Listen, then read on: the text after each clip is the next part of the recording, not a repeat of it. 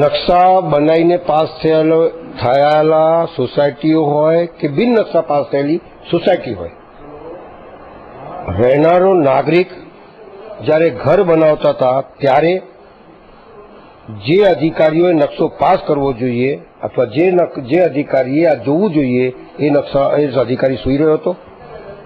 માણસે પોતાનો પેટ કાપીને, એક વ્યક્તિ એ છે જેને મકાન વેચ્યું, એક વ્યક્તિ એ છે જેને ઘર બનાવ્યું. તો વેચતી વખત જયારે ઘર બનાવતા હતા ત્યારે ક્યાં સૂઈ ગયેલા? નકશો પાસ કર્યું ત્યારે ભાંગપૈના નકશો પાસ કરેલું. અને ટીપી તમે કઈ રીતે નાખી શકો? જ્યાં રહીશો રહેતા હોય ત્યાં ટીપી ના નખાય. પહેલી વસ્તુ તો એ છે. મારો નકશા પાસ થયેલા સોસાયટી હોય કે બિન નકશા પાસ ના ઘરો હોય, કોઈ પણ વ્યક્તિનો ઘર તૂટશે એના વિરોધમાં છું, એના વિરોધમાં મારી પાર્ટી છે. હું આ સરકારને કહેવા માંગુ છું કે જે લોકોએ ખરેખર ગુનો કર્યો છે આપ એને પકડો, એને સજા કરો અને આવી રીતે ટીપી ના નખાય. 29 નંબરમાં ટીપીમાં બી આ જ છે અને 40 નંબરમાં બી ટીપીમાં આ જ છે અને બીજી બધે ટીપીઓ નાખી તેમાં બી આ જ છે. અલા, સત્તા પર બેઠેલા લોકોને રહેતા નાગરિકો નથી દેખાતા? હાના વાંધા સૂચનો એટલી જગ્યા બાદ કરીને પછી કરો ને. અને હાના વાંધી સૂચનો? ડીપીમાં તમારું ડેવલપમેન્ટ થઈ ગયો, ટીપીમાં ડેવલપમેન્ટ થઈ ગયો અને ટીપી નહીં નાખી અત્યાર સુધી તો કોનો વાંક છે? જે સરકારે ટીપી નથી 17 વર્ષ તો અમારી સરકાર છે, કેમ ટીપી નહીં નાખી? અને નહીં નાખીને લોકો વસી ગયા, પાછી તાર ટીપી નાખો છો. આ કમાવાનો ધંધો છે આ સરકારનો. લોકોને હેરાન કરીને કમાવાનો ધંધો છે. તારી આ જગ્યા આમથી આમ કરી દે, તારી જગ્યા આમથી આમ કરી દે, એમાં લોટો કમાવાનો ધંધો છે. માલો તિજારોને પહોંચવાનો ધંધો છે આ. ટેક્સનો કાયદો એવું કહે છે કે ભાઈ જે તે જમીન માલિક જ આની અંદર વાંધો આપી શકે, રહીશોના વાંધા ક્યાં ગયા? ખુલ્લી જમીનમાં ટીપી પડે, ઘર બંધાયેલા ત્યાં ટીપી ના પડે. આંધળા માણસને બી સમજાવો ને તો જ્યાં ઘર બંધી ગયા ને ત્યાં તમે રસ્તો ના પાડી શકો.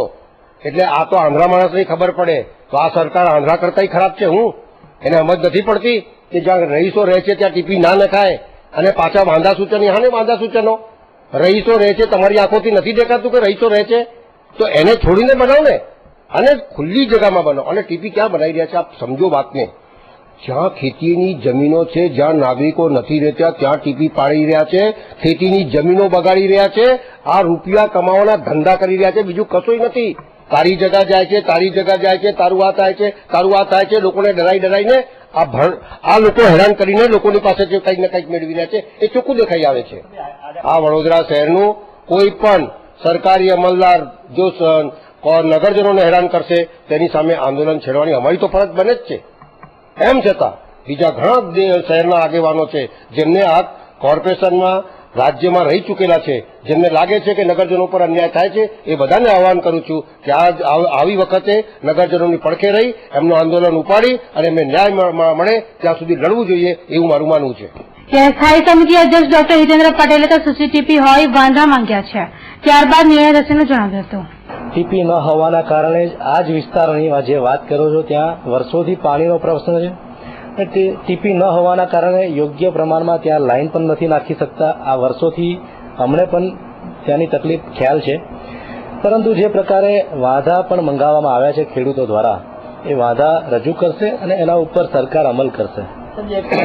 અમને હવે આક્ષેપ છે કે ભાઈ કોઈ જ ને અહીંયા સ્થળ સ્થિતિનું પરિસ્થિતિને જોયા વગર નકશા બનાવવામાં આવ્યા છે. એવું ક્યાંય હોતું નથી. સ્થળ સ્થિતિનું નિર્માણ એ પહેલા જ કોઈ પણ બિલ્ડરો ટીપી પડતા પહેલા કન્સ્ટ્રક્શન કરી દેતા હોય છે, એ પણ યોગ્ય નથી. એટલે આ તબક્કે એટલું ચોક્કસ કહીશ કે ટીપી અમલીકરણ એક સારી દિશાની વાત છે અને શહેરનો વિકાસ ટીપી અમલીકરણથી જ થતો હોય છે. ટીપીની અંદર વાંધા મંગાવવામાં આવે છે, જમીન માલિકોના વાંધા મંગાવવામાં આવે છે. આ જમીન તો 10 વર્ષથી આ લોકો રહે છે ત્યાં બિલ્ડર દ્વારા બાંધવામાં આવેલા મકાનો, અને જમીન માલિક નથી. અત્યારે એને નોટિસો પાઠવવામાં આવી છે, જમીન માલિક જ રહ્યા નથી. તો વાંધા રીતે એક્સેપ્ટ મેં આપણે એ જ કહ્યું સ્પષ્ટતા પહેલા કે કેટલાક બિલ્ડરો, હું કોઈના ઉપર આંગળી નથી ચીંધતો, પરંતુ કેટલાક બિલ્ડરોએ ધ્યાન રાખીને જ કામ કરવું જોઈએ આવનાર સમયમાં અને ટીપીના અમલીકરણ પછી જ એનો યોગ્ય નિર્ણય કરવો જોઈએ. ખરેખર વસ્તુ પરિસ્થિતિ સર્જાશે, લોકોના મકાનો તૂટશે કે પછી હજુ તો વાંધા લેવાની પ્રક્રિયા ચાલુ છે, એટલે આવનાર સમયમાં યોગ્ય નિર્ણય કરશું.